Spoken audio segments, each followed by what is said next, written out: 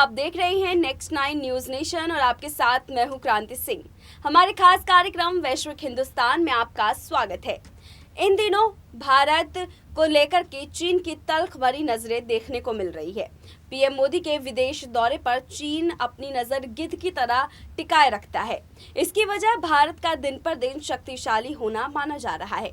आपको बता दें कि भारत के विश्व में बढ़ती प्रभुता को देख चीन को इस कदर मिर्च लग रही है कि वो ड्रैगन की तरह मुंह खोले आग उगल रहा है। बहरहाल आज के खास कार्यक्रम में चर्चा करेंगे कि भारत की बढ़ती प्रभुता से चीन को क्यों हो रही है जलन। भारत के विदेशों में फैलते प्रभाव को देखते हुए आखिर चीन की चिंता क्यों बढ़ रही है। बिहार के साथ रोटी बेटी का रिश्ता रखने वाले नेपाल में जब भारत का प्रभाव ज्यादा देखने को मिला तो कर्ज के जाल में फंसाने वाले चीन को चिंता क्यों सताने लगी। देखिए हमारे आज के इस खास रिपोर्ट में चीन के लिए चिंता का सबब बनता भारत के चक्रव्यूह में फंसा ड्रैगन की चाल पर भारत का पलटवार। चीन संग नहीं, भारत संग आगे बढ़ेगा नेपाल। चीन के मंसूबे हुए विफल, अंतर्राष्ट्रीय स्तर पर भारत हुआ सफल। भारत के विश्व स्तरीय फैलाव देख चीन को लगी मिर्ची। जाने कैसे चीन के लिए चिंता का सबब बनता भारत। चीन की चिंता और भारत का विदेशों में आगाज। ये पैगाम है कि जिस तरह से भारत अपने दृढ़ निश्चय के साथ आगे बढ़ रहा है वो दिन दूर नहीं जब चीन की लालच भरी जाल से निकलकर विश्व के कई देश भारत को अपना केंद्र बनाने की सोचेंगे। यही चिंता अब चीन की सबसे बड़ी समस्या बन गई है। इसका उदाहरण आप नेपाल की हलचल देखकर ले सकते हैं। आपको बता दें कि नेपाल पूरी तरह से चीन के फंदे से निकलने को आतुर है। बदली विदेश नीति के तहत नेपाल न केवल अब भारत और अमेरिका से नज़दीकी बढ़ा रहा है बल्कि देश में पैठ बना चुके चीन को भी दरकिनार कर रहा है। प्रधानमंत्री नरेंद्र मोदी के हालिया नेपाल दौरे को केवल धार्मिक और सांस्कृतिक यात्रा के रूप में नहीं देखा जाना चाहिए। इसका रणनीतिक और सामरिक महत्व भी है। लंबे समय से लुम्बिनी पर निगाहें जमाए चीन के लिए प्रधानमंत्री मोदी का दौरा एक बड़ा झटका है। नेपाल में माओवादी सहित अन्य वामपंथी दलों के उदय के साथ ही चीन ने एक बड़ा मास्टर प्लान बनाया और लुम्बिनी को बौद्ध धर्मावलंबियों का आस्था केंद्र बनाने की कवायद शुरू कर दी। वह लुम्बिनी के बहाने दुनिया के तमाम बौद्ध मार्गी देशों को अपने साथ जोड़ने की फिराक में था। इसीलिए दुनिया भर में BRI का जाल बिछाने के लिए चीन ने योजनाबद्ध तरीके से अधिकांश बौद्ध देशों को अपनी महत्वाकांक्षी योजना बेल्ट एंड रोड में शामिल किया। प्रधानमंत्री मोदी के नेपाल दौरे से चीन इसलिए भी परेशान है क्योंकि लुम्बिनी में चीन के 3 स्वार्थ हैं। सबसे पहला, भारत से जुड़े होने के कारण वहां रणनीतिक उपस्थिति बढ़ाना। दूसरा ये कि उसे सबसे बड़ा बौद्ध स्थल बताते हुए दुनिया भर के बौद्ध मार्गी देशों को जोड़कर व्यापारिक स्वार्थ सिद्ध करना। और तीसरा स्वार्थ ये कि लुम्बिनी को लेकर जो भावनात्मक लगाव है उसे अपने पक्ष में सॉफ्ट पावर के रूप में प्रयोग करना। लेकिन नेपाल के बुद्धिजीवियों का मानना है कि प्रधानमंत्री मोदी ने लुम्बिनी का दौरा कर उसके मंसूबों पर पानी फेर दिया है।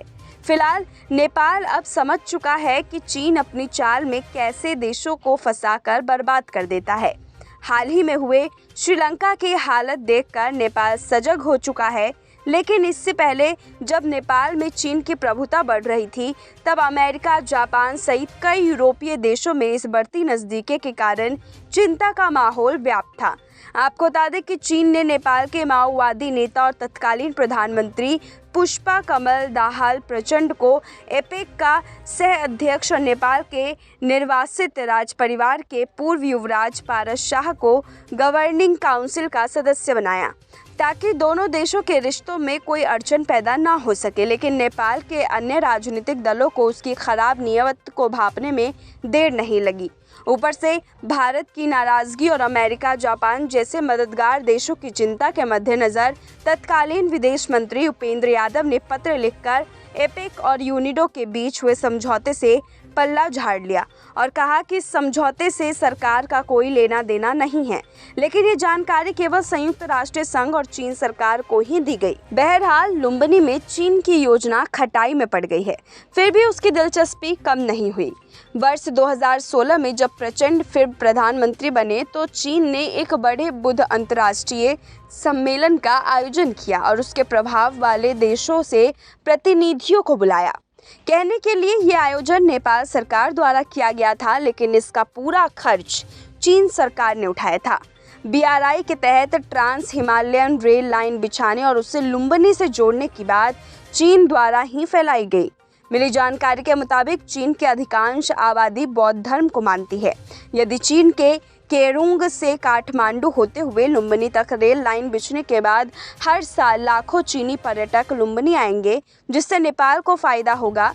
इससे पूर्व अप्रैल 2015 में चीन सरकार के state administration for religious affairs के निदेशक वांग चुवे ने नेपाल का दौरा किया था और तत्कालीन राष्ट्रपति डॉक्टर रामवरण यादव और तत्कालीन संस्कृति मंत्री से मुलाकात कर एपेक्स से हुए समझौते को आगे बढ़ाने का प्रस्ताव रखा था।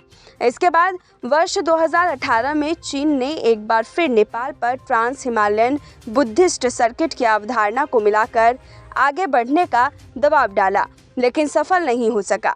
चीन ने भले ही नेपाल को BRI का साझेदार बना लिया है, लेकिन इसके लिए कर्ज लेने से नेपाल ने साफ मना कर दिया है। बावजूद इसके चीन ने लुम्बिनी को लक्षित करते हुए उसे दूसरा अंतर्राष्ट्रीय हवाई अड्डा बनाने के लिए कर्ज दिया है। चीन का ये कर्ज जाल नेपाल में भूचाल मचाए उससे पहले नेपाल में भारत की एंट्री हो चुकी है। यही वजह है कि चीन भारत के खतरे के रूप में देख रहा है। चीन को लगता है कि भारत का नेपाल के साथ बढ़ता लगाव उसके मंसूबों को नाकाम कर देगा। भारत अपने पड़ोसी देशों को बीच मझधार में नहीं छोड़ता, लेकिन चीन की चाल कुछ इस प्रकार है कि वो अपने कर्ज जाल में फंसाकर देश तर देश बर्बाद किए जा रहा है। और यही वजह है कि जब नेपाल चीन की जगह भारत के साथ आगे बढ़ना चाहता है तो वहां पर चीन को मिर्च लग रही है। अब जिस तरीके से विदेश नीति भारत अपना रहा है, उस विदेश नीति को बाहर विदेशों में सराहा जा रहा है। इस बात को लेकर के भी चीन के अंदर तल्ख भरी बातें जो है वो सामने आ रही है। चीन के इस हिसाब को आप देखते हुए क्या अंदाज़ा लगा रहे हैं, चीन क्या कुछ तैयारी कर सकता है भारत के लिए? हमें कमेंट सेक्शन में ज़रूर बताएं। फिलहाल ऐसे ही तमाम अपडेट्स के लिए देखते रहिए नेक्स्ट 9 न्यूज़ नेशन।